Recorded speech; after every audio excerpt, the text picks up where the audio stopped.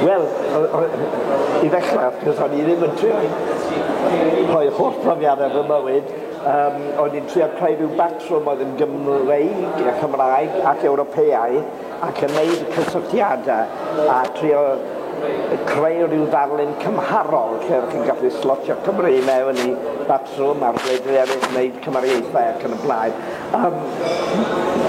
Ges i ysgogiad allanol trwy gael comisiwn gan y Lolfa, a fel cynnywiadurwr dwi yn gallu cadw ar deadline mwy na lai, a wedyn i mai hwn mewn blwyddyn, a dwi'n meddwl bod i wedi bod yn bythefnos yn hwyr.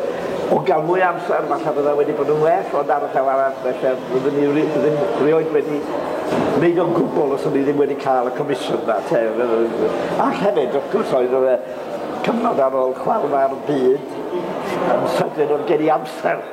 Bydda ddim wedi bod gen i fel arall. Wel, mae Henod yn dod i gwbl a prosiect llwyddiannus iawn i chi. Beth sy'n nesaf ar y gwedd?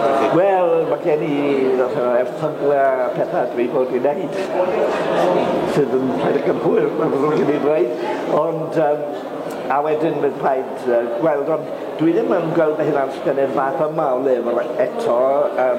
Dwi wedi sgwennu tipyn o lyfrau, lot o newyddiaduraeth ac erthyglau academaidd ac yn blaen, ar y swyddfa'n dal i wneud hynny, ond dwi'n gosod y llyfr yma fel cefn y ddalen mewn ffordd i'r lyfr arall sgynnes i bell yn ôl yn y 71, dwi'n meddwl, o ganrif ddwythaf sef Welsh Extremist, oedd yn llyfr yn Saesneg yn gwynebu yn dadlau achos Gymraeg i Loegr a tu hwnt, ac i Gymru rhywle, a wedyn y llyfr yma yn gwneud y ffordd arall, yn ffordd y profiad o bydoedd eraill yma i'r Gymraeg, a mae'r ddau lyfr yna yn rhai reit personol, yn yr ysgrifennu yma mwy o deimlad personol na da chi'n neud pan da chi'n neud newyddiaduraeth neu bod chi'n neud stwff academaidd.